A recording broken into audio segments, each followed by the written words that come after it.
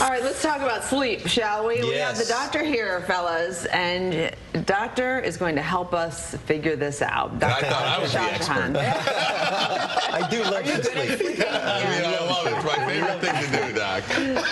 So Dr. Shashahan, primary care doctor from Corewell Health, and you deal with kids, you deal with adults, so now you're gonna deal with this group of adults. Okay. And we have sleep issues because we get up so early. Yes. And then the kids, and then the not in school, and maybe a lot of people are dealing with that as well. When they're in school, they sleep all day, and you try to, so it changes. Yeah, I feel like there's a couple of things. There's both the mental aspect and then the physical aspect. So Ryan, you sleep well because you have created a physical surrounding that's quite good for sleep, right? I got a whole thing, Doc. I got the sleep apnea, I got the bite guard, I got the white noise machine. Oh, wow. Got a nice little fan over there off to the side. The only thing I'm missing is the towel if I sweat a little bit. But I mean, the sleep apnea is a real thing. Right. Like, do you feel like you sleep better now that you've gotten your CPAP machine? I do.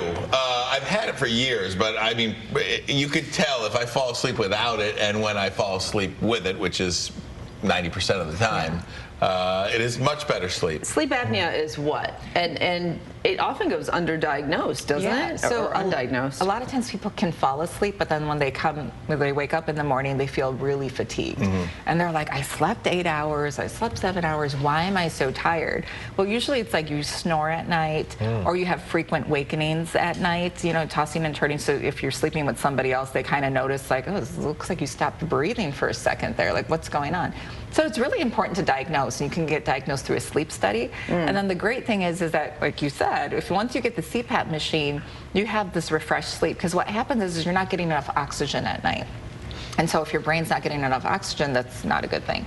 So once you get that taken care of, you start sleeping a lot better. And a lot of my patients are worried, like, I don't want to wear this big mask on my face. Like, how is it? It's totally, I mean, I don't even notice it at all anymore. After a couple of weeks, it does take it, there's an adjustment period, but now it's just totally routine, and I have it doesn't even feel like it's on my face. And at what point do you do a sleep study? Like, what prompted you? For me, I started choking myself awake at night, you were like, and my wife thought I was going to die. Oh, God. So she's like, no, this is not going to continue. Right. Yeah, I think if you have like unrefreshed sleep, like let's say you are sleeping through the night and then you wake up and you're really tired, that itself warrants going to see the doctor and saying, hey, I think I'm sleeping at night, but I'm not feeling refreshed. What's the problem? So, what are some things that we can do to help our sleep? Because sometimes I feel like I get 6 or 7 hours, which to me seems good. But like you said, I still wake up and I feel like I'm tired. Yeah, so the thing is, well, are you sleeping throughout the entire night? Are you getting up? Yeah, and I got my watch, and I sleep through the entire night, except I do get up once to usually go to the restroom, but it happens half the time, and half the time it doesn't, and I can't figure out why. Well, have you had a sleep study yet? I have not. Okay. I have not. Yeah, so I think one thing is like making sure you get a sleep study or talking to your doctor to go through the steps of like, do you qualify for a sleep study? The other thing What happens in a sleep study? That sounds scary. Is it scary? Is it scary? Not at all. No, not at all. But it'd be scary I've for done me, it for doctor. I mean, for someone stories. else, perhaps. It is.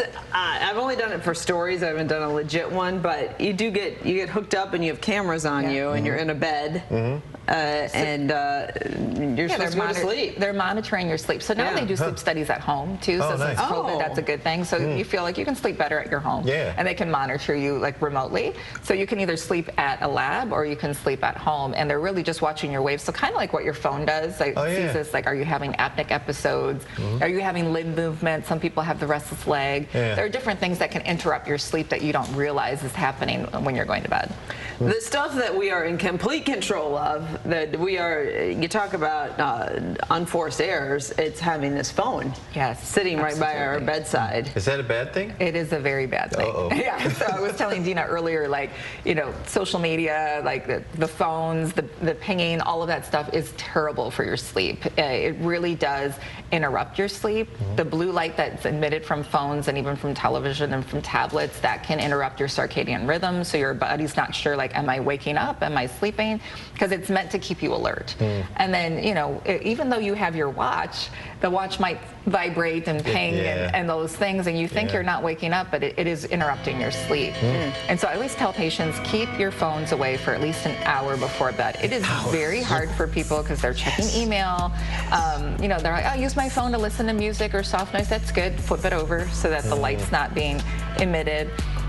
Listen to music on something else, you know? Like, there's other devices that we have. We've just gotten so used to our phones. So I think if you're really struggling with sleep, that's the first step, right? First step is keep the phone in a different room. There we go. Absolutely. Love that. Dr. Shajahan, thank you so much. Thank you. If you're hungry, you can join us next door because Chef Bobby is in the house.